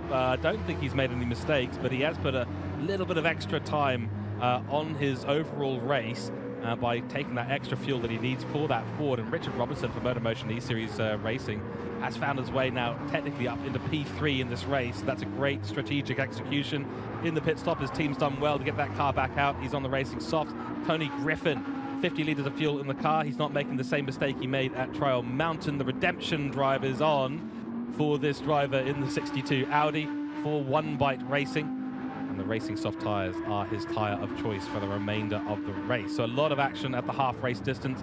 Also a quick shout out for One Bite Racing and specifically Glenn Mead. I believe he is the TO of One Bite Racing. So Big Bruce the Shark, One Bite Racing, if you get the pun. Should be able to join those dots. Pretty self-explanatory. But a big thanks to Glenn Mead. He has put the TrackSpotTV logo on his real car, stock UTV, that'll be performing in the New Zealand South Island Endurance Series off-roading. With the TrackSpotTV logo slapped on the side panel. So big thanks to him for supporting TrackSpotTV. He is a very, very good racer and a very nice guy. I'm looking forward to meeting him when I head to that series in May. Mitch Collin in the pits now, putting the fuel in for that McLaren. The question is, will he be ahead of Robinson? Doesn't look like, and I think Mitch Collin's actually been undercut here quite massively, slow out of the pits. Will he be behind? Will he be ahead? He's got the inside line, but there's the Porsche on the outside of the McLaren, and that is Madrick in the wall, deep into the wall. Yeah, that's heavy contact into the wall for Madrick. I was just about to mention how he's now lost 2 places as a result of that stop with Mitch Collin jumping out in front of him as well. But that's now 2 places and a bunch of time lost trying to go deep into turn 1, possibly trying to use his up to temperature tyres, he's worn in softs, you could say, to try and get around the outside of Collin, who would have been on cold tyres. But now he's at the mercy of Rusty in behind him. So this is starting to all come a bit unraveled here for the Mustang driver in Mad Rick. And hopefully he can just get back into his rhythm now. We've still got 13 laps to go once we cross the line. So a long way to go in this race. And this is Mark Hasseldean starting to lap the GT4 cars now. And that is Matt McCallum just getting out of the way of the race leader as he goes through. And I believe he's now the class leader as well, is Matt McCallum. Just looking at that graphic, you can see ST2 Scozzy in behind. So that has been a change for class lead, and your pole sitter for the Gr.4 series is back up in the front of the 115 Honda. Wow, Xander Stewart, yeah, he's lost out somewhere on track. Not quite sure where. Might have been fuel in the pit stop. That does seem to be the key element. You called that out earlier, Isaac, in the stream, and yeah, we totally understand that the fuel is going to be a key factor at play. But the 23 car, the Lamborghini, have to see if it's able to fuel save, because right now he's at a fuel disadvantage when compared to Xander Stewart, and Xander has been rapid at the moment. You can see the 33s consistently as well for Matt McCullum. So they're actually equal Stevens, or even Stevens, I should say, in terms of their overall pace per lap. The question is, who's going to get the fewest penalties? Who's going to be able to get the fuel all the way to the end? And if there's any fuel saving that needs to be done by Matt McCullum, he's going to have to start thinking about that probably relatively soon. So let's talk a little bit about the techniques for fuel saving. There's a number of ways you can do that in Gran Turismo 7. There's the typical motorsports ways of doing it: lift and coast, shift to a higher gear early on in the exit to the corner as you put the power on, just to keep the RPM as low as possible. And then of course there's the early short shifting as well. But there's also the fuel map. I don't know if any of the drivers have really considered that, but Is there a preference? Is there a best way of doing this? Look, the fuel map is not used by a lot of drivers. You lose a lot of straight line advantage doing it that way, whereas upshifting or braking a little bit early, rolling out of the throttle into a corner and then downshifting really late is another way that drivers like to save a lot of fuel. Yeah, but fuel map, not really the preference of drivers on Gran Turismo 7, not really the preference of drivers in real life either. In real life GT racing, you see a lot of drivers just going for the early upshift. So that'll be what is happening here. Just, yeah, and that's what's bit me before, certainly. If you don't upshift early, you forget to fuel save, and if you put it in the fuel map, it's just sort of set and forget. It does it for you, but you do lose a lot more advantage and a lot more time than you would if you just upshift. So the upshift early here, it also helps rotate the car. So through this really technical section, upshifting early is actually going to play into the advantage, not only to save fuel, but just to help with car rotation. With the lack of aero on these Gr.4 cars, you need all the help you can get trying to rotate the car through that technical first and second sector. So that'll be definitely something to watch. And you can see the gear ratios. That is revving it all the way out for the 29 car of Bluey. So he's not doing any fuel saving at all. And he's got Brits Lightning in behind him at the moment as well. Oh, that's GLR Scotty, sorry, in behind him. So looking to move up. They got blue flags for that. Is the Porsche in behind. Is Robinson is coming to, and the McLaren as well. So the McLaren and the Porsche of the GT3 category are coming up to lap these guys. And I understand, George, that blue flags in this series, you don't have to get out of the way as such. It's the job of the faster car to navigate their way past you. Yeah, generally speaking, that is the rule that's applied for blue flags. It is, keep on hold the racing line, and the other cars have to find their way through. And Mitch Collin finds his way through by compromising Scotty's entrance and rotation through turn 1. Does get it done. Now he's in an awkward spot through turns 3, 4, 5 as we head towards the first tunnel. So Mitch Collin trying to keep up with the Porsche ahead of Robinson. But this traffic is really costing him a lot out on track. Yeah, it is super, super awkward, especially through these single file arenas. And I was going to make the comment that the Group 4 cars actually look pretty close to the speed through this infield section between turn 2 and 9 because the Group 3 cars can't really get up to speed, and that is a penalty for Scotty. 2 now to his name, another 0.5 second penalty. And while he's in the battle with Bluey for Black Rose Racing, he's going to cost himself even more time, as we've got now only 11 laps to go in this race. Wild stuff going on here, but that is the battle at the moment for P5. Well, actually, technically P4. Bluey currently in 4th position. Then it's Luke Stone, Xander Stewart. And Xander Stewart has a penalty too, so the Yugen Racing global team has picked up a penalty as well. That's going to cost him a lot in his battle with Matt McCullum. So Matt McCullum at the moment is looking on for a Group 4 win. As it stands right now, the groups are starting to mix up quite substantially, so a lot of overtaking opportunities are at play. A lot of extra tactics also at play in this multi-class situation. If you're in a battle in the Group 3 cars with another car and you reach Group 4 traffic ahead, you can use that to your advantage. You can break the slipstream, you can box a car in, you can get yourself ahead at a key time. There's all sorts of fun that you can have in multi-class racing. That's generally allowed. And just back to the point that you made there about blue flags, yes, they're generally told to stay on the racing line, but if there's an opportunity to get off the racing line, they are also instructed to do that. So it's a little bit tricky. Basically, the general rule is be safe out there. If there's a faster car coming through, then be careful. That was a brief yellow flag out on track. Don't know who that was. It was actually Rusty, who's put it into the wall and has fallen to P6. Oh dear. Yeah, that is huge front end damage for that Lexus, and he's going to feel that, especially around here. You talked earlier, George, about how the lack of aero. The car's already understeer around this circuit, which is the amount of turning time and the technical factor that we have in this circuit through that first and second sector. And now with that front end damage, he's going to feel that even more again. He carried that for most of his first stint after that contact on lap 1. And he's going to continue to carry it again. This is Mad Rick, who also has front end damage. That's another driver that's going to be feeling the effects of the understeer more so as he runs through that sector 1. And you can see he's doing 30, or did 29 the last lap. He's doing 30s on average at the moment. So he's probably struggling a little bit just to get that car rotated more than he would like. So he's got Rusty not too far off the back of him, but there is a back marker between them. But both cars, 5th and 6th, carrying damage. So you would think that sort of evens out the keel a little bit here, evens out the advantage that Rusty might have had, but he'll be very frustrated because that was probably a key or a golden opportunity for him to get his way up into 5th place. Yeah, exactly. And of course, Madrick had that accident down at turn 1 where he put it sideways into the barrier, just missed the braking zone completely, couldn't get that forward slowed down. And then, of course, Rusty, who repaired the damage that he had from turn 1, lap 1, in the pit stop, and now he's found himself with even more damage. That lap 21 for him of 35.6, so he's lost essentially 6 seconds out on track. That's massive. That's 6 laps worth of gains on the cars ahead. He's doing 29s consistently. We know he's got the pace, but he just hasn't had the consistency today to really back that up. Madrick getting past Luke Stone in the Group 4 category. It's a nice easy overtake on that one. And then it's Mitch Colin, who's made his way past the CP Motorsports car of the Lamborghini of Matt McCullum.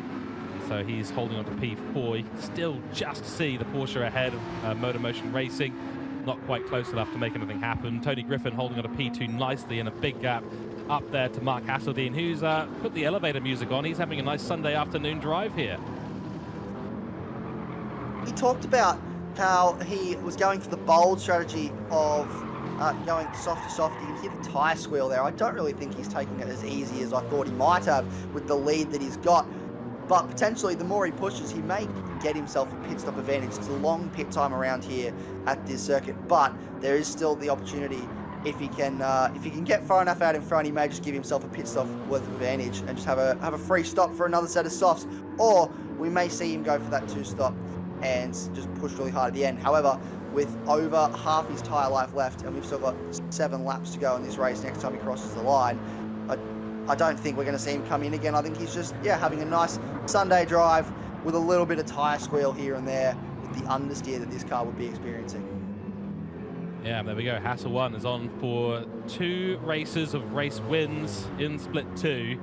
This is going to be working out fantastically for them, of course, and we know that they're second driver in the Group 4 category in Split 1.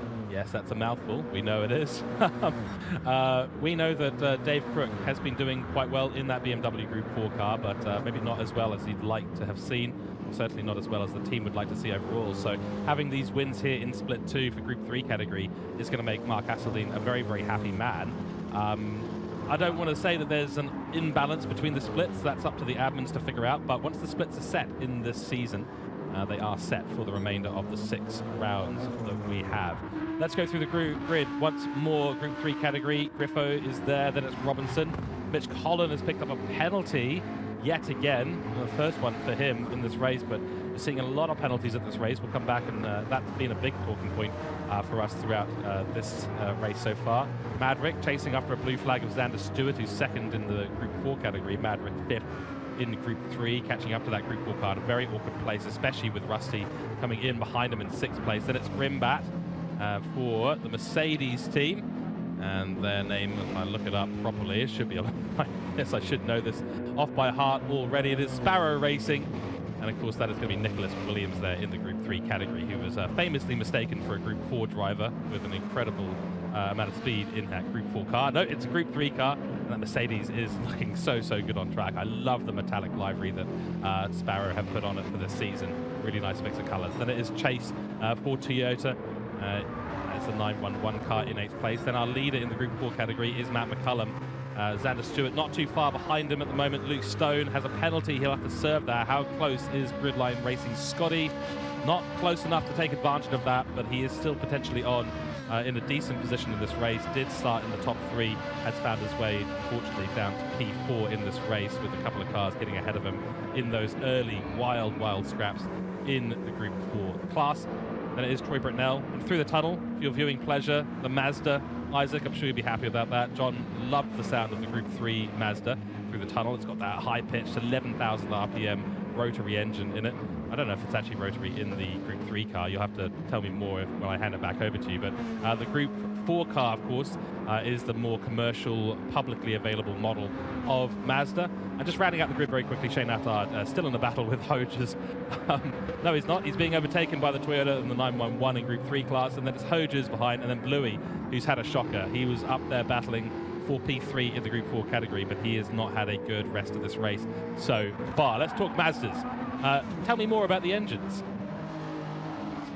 Yeah, so I believe it is in fact a rotary engine, the RX. So the R obviously stands for rotary in the Mazda, and it makes such a beautiful sound. Obviously, you know, people would have seen the RX-8s and the RX-7s getting around on the road, and yeah, it is a custom four-rotor rotary engine that produces 562 brake horsepower in that Gr.3 car. So it's a very beautiful engine, it's a very beautiful sounding engine, and it's a very fast engine, and that's why I love those Mazdas, because they just make some of the best sound. This is just a I want to say not really a regular, but this is just an inline four-cylinder engine in the Gr.4 Atenza. This is sort of like your Mazda 3 or your Mazda 6 that you'd find on the road in real life. So it's a custom car for this game as well, the Atenza. It is a car in like the United States. It's our Mazda 3, our Mazda 6 here in Australia and New Zealand, but there's no actual GT3 or GT4 car for these out and about on any sort of racing series in the world. So this is very unique that we actually get to enjoy these cars in Gran Turismo as GT3 and GT4 cars, which is something that I absolutely love, because they're so much fun to race, they're so much fun to drive, and especially that Gr3 car just sounds absolutely brilliant, George. Speaking of cars that look and sound brilliant, that BMW is still running away out the front. Mark Hazeldine, he has got a fairly large lead over Gr.4 in second. That's right. Yeah, I knew it was a mistake to ask you about the Mazdas, but we went there anyway. No, thank you for that awesome information. For those of you out there who are Mazda fans, yeah, honestly, great class of cars. I was considering buying one at some point. It was a Mazda 6, I believe. But I decided that the maintenance of a rotary engine was not within my skill set in the real world. Despite having a mechanic I can take a car to, I just don't want to sit there having to warm up the car for 30 minutes before I drive it. Anyway, rapidly moving on. Tony Griffin doing really well in second place. I'm a little bit worried about his fuel, though, I have to admit, as I'm worried about Richard Robinson. But yeah, 4 laps to go in this race. We are right at the death of the race, and I have to admit, Robinson has done a great job catching back up. Look at the consistency of the lap times right now, and it takes a certain set of skills to be this consistent in a race. Yeah, absolutely. He has pulled away from Mitch Collin in 4th, which they were very close as they come out of the pits. So he's done a great job to pull away from him, but also then close back up to a massive lead that Gr.4 had over Richard Robinson in 3rd place. So consistency is key around here. Also not getting track limits penalties is key around here. We've seen a few cars suffer at the hands of the stewards at this circuit, and Gr.4, I don't think he's been one of them. But he's just been, 29s, 28s. He's done his fastest lap of the race on lap 23, so he is pushing. He's pushing as fast as he can. But Richard Robinson is just going that little bit faster in the Porsche at the moment. And the Porsche is a very strong car around here. They call them the MR cars, the mid-engine rear-wheel drive cars, are very strong at this circuit, which Mark Hazeldine bucking the trend, being in a front-engine rear-wheel drive car. But yeah, no, Gr.4 doing a great job at the moment, and with 4 laps to go, question mark over fuel for both of these drivers, George. We could see these guys converge on each other as they try and fuel save towards the end of this race. Certainly could. Of course, MotorMotion entering a team themselves, the MotorMotion Racing team, and that is, of course, the Porsche.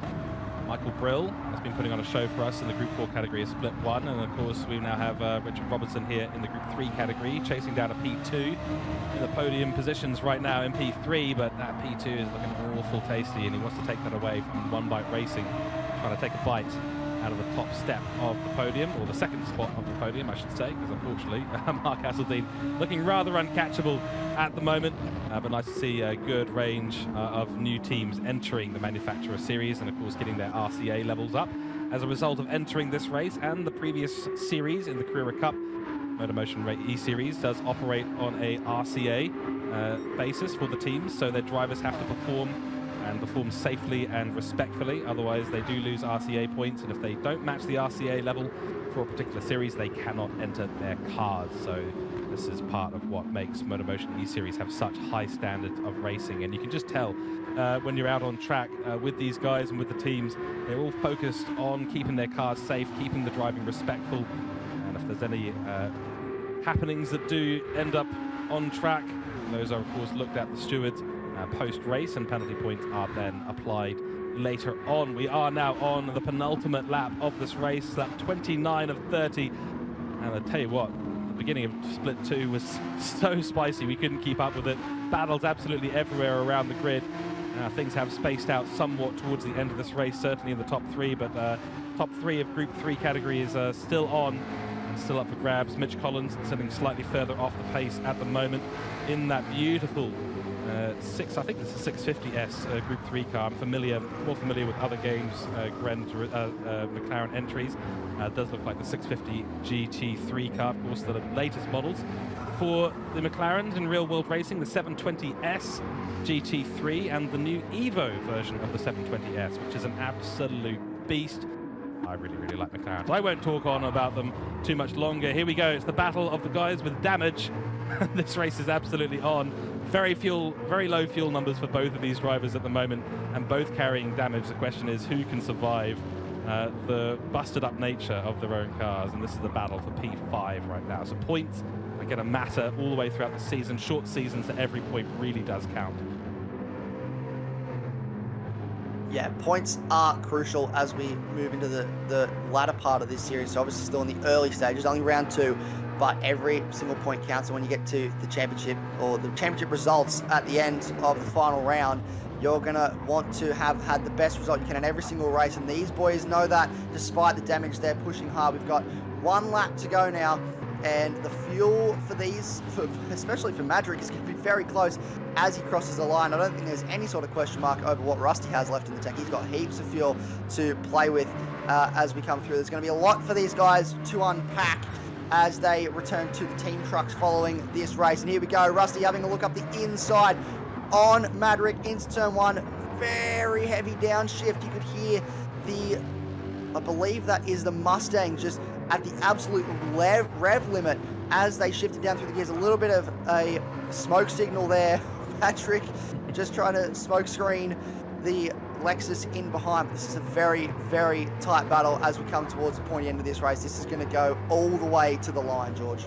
Yeah, it's an interesting one. Madrick has got more tyres but less fuel and more damage, and Rusty has got less tyres, more fuel and less damage. So it's a really fascinating one between these two. We'll keep an eye on that. Looking down into the Group 4 category, Matt McCullum still leading, but look, there's Xander Stewart not too far behind. And actually, sorry, we've actually missed it. The broadcasters weren't quick enough, because Hasseldine has been so quick. He's already crossed the line in this race, and that is a race win in Split 2, round 2. 2 back-to-back wins for Hassel 1 Motorsport in Split 2, and Mark Hasseldine has put on quite the masterclass. This is also very, very close. Robertson nearly caught up, nearly got across the line, but it is Griffo who takes a very well-deserved P2, and what a redemption drive from this man who underfueled the car, missed out on a top 2 result at Trial Mountain. He has redeemed himself and put One Bite Racing onto the top part of the podium. Robertson in P3, then it's Colin coming across the line in P4, and looks like Rusty has won out because there's been something happen to Madrick. He's made a mistake somewhere. He's fallen miles behind to P5 to the Lexus. Rusty Nuts Racing, now it's Madrick for Spectra across the line. We go. Grimbat has a penalty, won't make any effect in the overall results. Chase will be P8, and Matt McCullum will take P1 for the Group 4 category. What a drive by Matt McCullum, coming out of the woodwork in this race at Deep Forest, very appropriately out of the woodwork of the trees in this valley. And Xander Stewart will have to be satisfied with P2. He won Group 4 last time out. This time he has not had the legs to get it done. Luke Stone will take P3, followed by Group Line Racing Scotty in P4 for the Group 4 class. Wow, great race. Let's go over and check out our final results.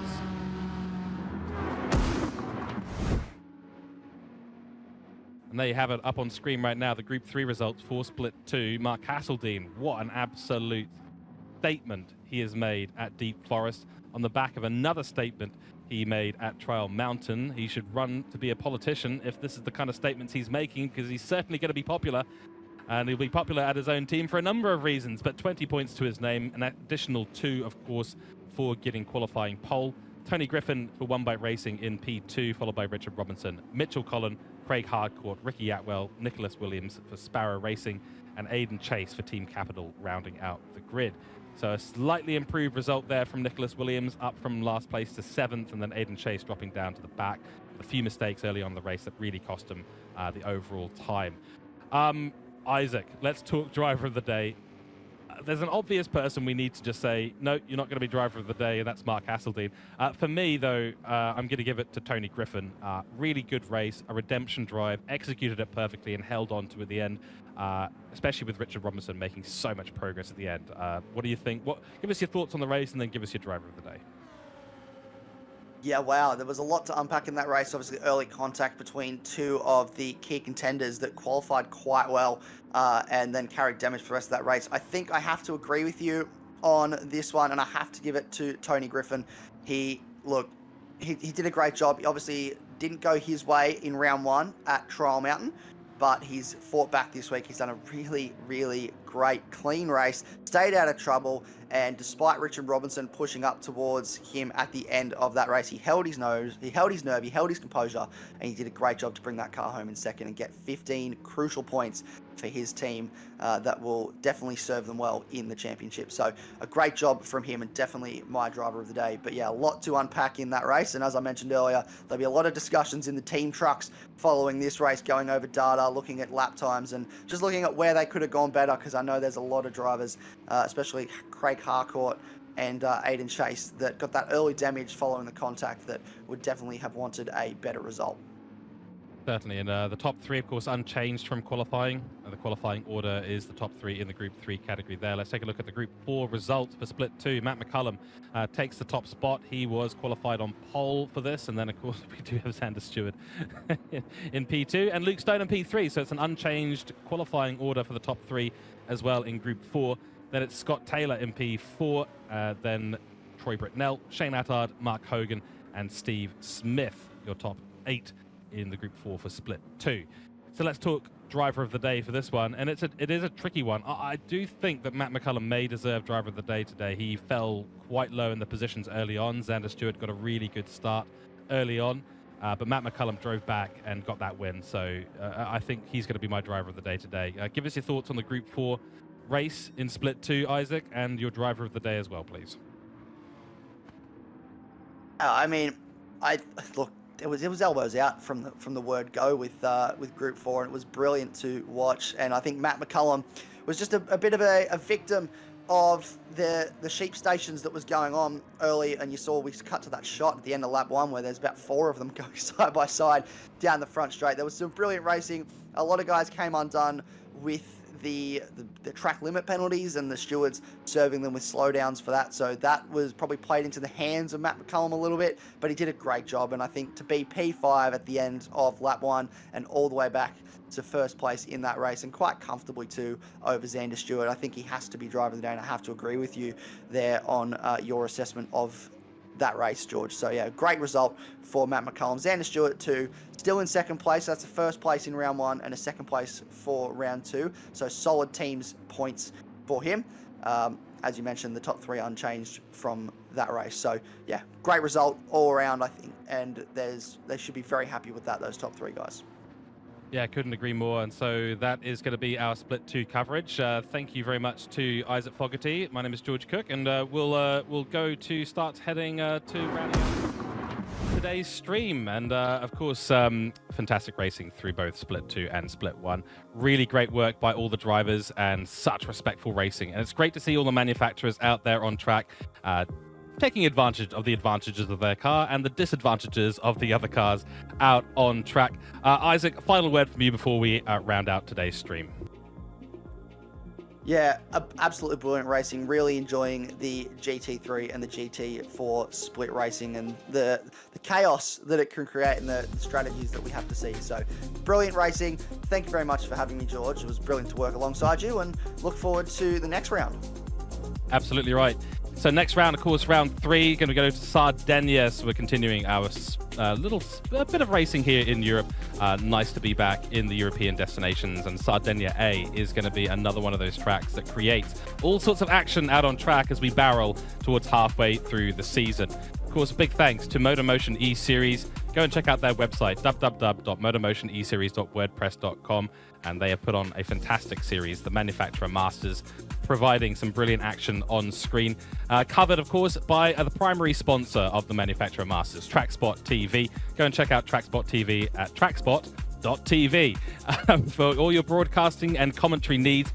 And if you are interested in becoming a commentator, do reach out to us on the website. All the links are available there. We are keen to get some new commentators on board as well and grow our team. For now, that's going to be it for today's broadcast. Round 2 is complete. So it's going to be very much a big thank you to everyone who's been watching in chat. Have a good rest of your Anzac weekend here in Australia and New Zealand and around the world. Thank you all so much, and we will see you guys next time.